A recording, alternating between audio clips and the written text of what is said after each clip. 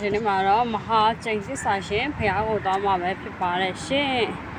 ဒီရဲ့နော်လဲတဲ့အနီးတောင်ဝိုင်းကဒီရန်ကုန်ဘက်ကနားမှာရှိတဲ့ဟိုမှာတရဖြူဒရာနဲ့ဟိုဘက်ကလဲတဲ့စင်တာကြီးကိုကြည့်လိုက်ပါအောင်ရှင်ရန်ကုန်ဘက်ကလို့ရှိမှရှိတဲ့ဒရာပေါ်နေမြင်ရတဲ့ဟိုဘက်ကနော်အမ်တာဝါလဲတဲ့စင်တာ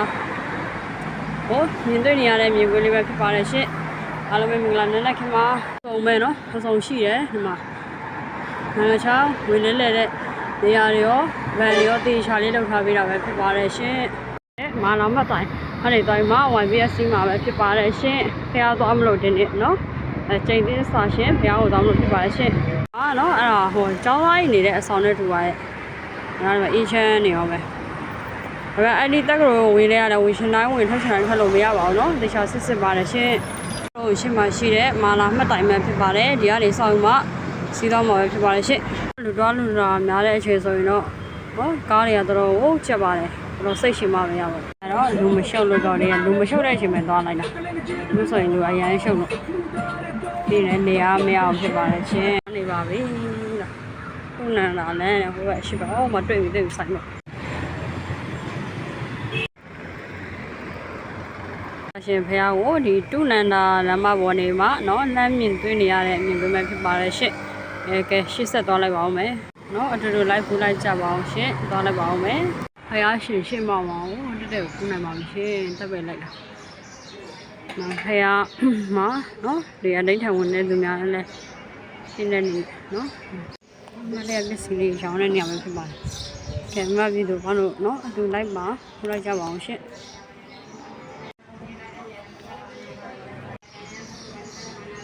ဖက်မှာတော့နော်ဒီကဖြီးလဲထိုးလို့ရတယ်အလူခံဌာနလေးကို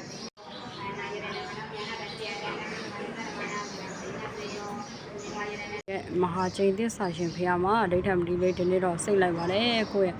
ကျွန်တော်ကိုယ်တိုင်မှစပြီးမှကျွန်တော်နဲ့ပတ်သက်တော့ဆက်နွယ်တော့သူများအားလုံးတို့လည်းလိုရခရီးပန်းနိုင်ရောက်ဖို့အတွက်ဆုတောင်းခဲ့ပါသည်အမြန်ရောက်ကြပါစေပန်းတော့ပန်းနိုင်ကိုအမြန်ရောက်ပါစေအမြန်ရောက်ဆိုအားလုံးဂျပန်အမြန်ရောက်ကြပါစေဒီနေ့ကျွန်တော်ဒီရဲ့မဟာကျိန်သစ္စာရှင်ဖះကိုနော်ဦးစီးမှဒီဦးစီးဦးဆောင်ပြုပြီးမှနော်တည်ထားဖို့အတွက်ဦးစီးဦးဆောင်ပြုလို့တဲ့ဒီဆရာတော်ရဲ့ရုပ်ထုပဲဖြစ်ပါတယ်နော်ဘွဲတော်ကတော့ဒီမှာမဟာဇေယတဲ့တိတ်ထိအဋိဋ္ဌံဆရာတော်တဲ့ဗတ္တန္တကုလရခိတာတဲ့နော်ဒါကဒီဆရာဦးစီးဦးဆောင်ပြီးမှဒီရဲ့ဖះကြီးကိုတည်ခဲ့တယ်လို့မှတ်သားရပါတယ်ရှင့်စေးသုံးဝုန်းနဲ့သူပါရဲ့အရင်တစ်ခါတော့မလာဘူးဒါပေမဲ့ဒီဖះရဲ့ဖက်ကနေမှဒီနော်ဘာပြည့်အစီနဲ့တွေ့ဘူးလားလာချင်တာလည်းကြာနေပြီအကဲဒီနေ့မှပဲရောက်လာခဲ့တယ်အလဲတန်းနေလာဗောနော်ဒီနေ့လဲတန်းနေလာတယ်လဲတန်းနေဘာပြည့်35စီးလာတယ်35စီးလာရင်မှဒီရဲ့တုတ္တမဟာတုအောင်တုနန္ဒာမှတ်တိုင်စင်းပြီးမှအမှတုနန္ဒာလမ်းဆိုတာလေးရှိတယ်ကျိန်သစ္စာရှင်ဖះဆိုရင်တော့ရန်ကုန်တိုင်းဒေသကြီးမြောက်ဥက္ကလာပမြို့နယ်ပေါ့နော်မြောက်ဥက္ကလာပမြို့နယ်ဒီတသလင်းကျိန်ရက်ကွက်မှာရှိပြီးမှဒီတုနန္ဒာလမ်းမပေါ်မှာနော်ဘယ်ဖက်ချမ်းပေါ့နော်လမ်းလျှောက်လိုက်ရင်ဘယ်ဖက်ချမ်းမှာတွေ့ရတဲ့ဒီဖះတဆူဖြစ်ပါလေရှင်ဒီဖះဆိုရင်တော့ဒီ2006ခုနှစ်ကနေမှ2009ခုနှစ်နော်3နှစ်တာဒီပေါ့နော်ဖះကြီးကိုတီးခဲတာဖြစ်ပါလေရှင်ဒီဖះရဲ့ပတ်လည်မှာဆိုရင်တော့ရဟန္တာမြတ်တဲ့အပါ80ရှိပါလေရှင်ကဲအမိမပြည်သူအပေါင်းတို့နော်ကိုယ်တိုင်လာရောက်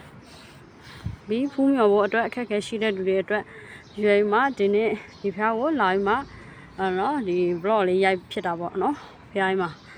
ဒီနေ့မနက်မှာဆိုရင်တော့ဒီအဋ္ဌံပတိလေးလည်းစိတ်ဖြစ်သွားတယ်မြတ်စွာဘုရားရှင်ရဲ့ဂုဏ်တော်ကိုပါနဲ့ပတိစိတ်တယ်ပြီးတော့ကြီးနဲ့ဗရောက်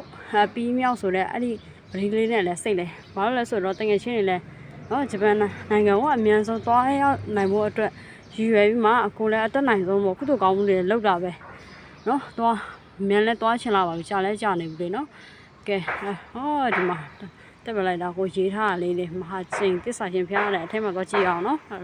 ဒီအတွင်းမှာရှိတဲ့နော်ဒီဘောဘကချမှတ်ထားတဲ့စီကံချက်လေးတွေပဲဖြစ်ပါတယ်ရှင့်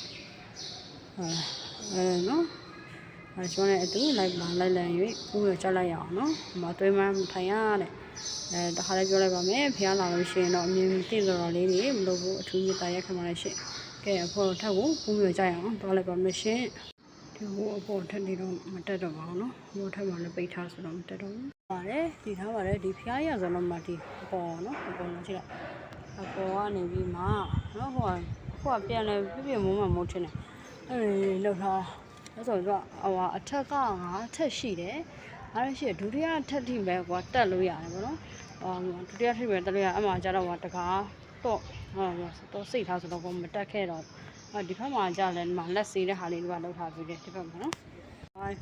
ဒီဘေးဘက်လည်းမှာဆိုတော့လူတွေနေကြနေတူတယ်နေကြပါတယ်လက်လေးစီးလိုက်ပါမယ်နောက်ဖက်ပေါ့နော်ဖះရဲ့ကျောဖက်ကနေတွေ့ရတဲ့မြင်ကွင်းလေးပဲဖြစ်ပါတယ်ရှင့်ဖះကိုပါခုံတော်ကိုပါကိုရည်စုမှာဖះကိုစုတဲ့ကံကြီးကိုဖះများအနေကစားတင်ပွဲတော့တဲ့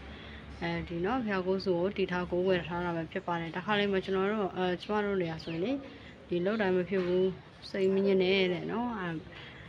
ကန်ညက်နေတယ်လို့စားရလို့ရှိရင်ဖះတရားပို့လုပ်ပေးပါပြီးလို့ရှိရင်နက်ဒေဝါတွေကိုတိုင်တယ်ဆုတောင်းပါနော်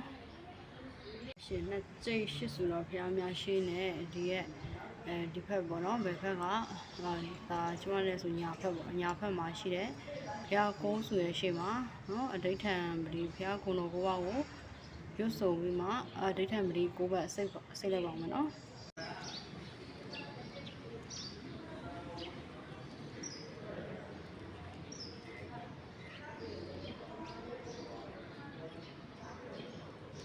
ရမယ်စုပေါင်း5ထက်ရှိရဲ့ဒါပေမဲ့ဒီကဒုတိယထက်လေးပဲဒုတိယထက်အထိပဲတက်ခဲ့လိုက်တယ်ဘာလို့ဆိုပုံမှန်လည်းပိတ်ထားတယ်နော်ပိတ်ထားဆိုတော့မတက်ခဲ့လိုက်ပါဘူးရဲ့ဘွဲ့နာမည်ကတော့မဟာကျိတ်သစ္စာရှင်ဘုရားပဲဖြစ်ပါတယ်ဒီအမည်ကိုဘယ်လိုမျိုးနော်ဒီဘွဲ့တော်ပေါ့နော်ဘုရားရဲ့ဘွဲ့တော်ကိုဘယ်လိုပေးထားလဲဆိုတော့ AD 400စုခစ်ပေါ့နော်ဝိတာလီခေတ်တော့ဒီရခိုင်ဘရင်နေရာဆိုရင်သူတို့မင်းခမ်းမင်းသားတွေနဲ့ပြုလုပ်တဲ့အခါမှာပေါ့ဒီနတ်တဲ့ပွဲတွေပြုလုပ်တဲ့အခါမှာဆိုရင်သူတို့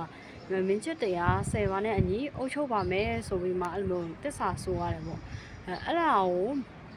သူကအဲ့လိုမျိုးအစွဲပြုပြီးမှဒီမဟာကျိတ်သစ္စာရှင်ဆိုမှအဲ့လိုဘွဲနာမည်ပေးထားတယ်ဆိုပြီးမှမှတ်သားရပါတယ်ရှင့်ကျေးဇူးတင်ပါတယ်ရှင့်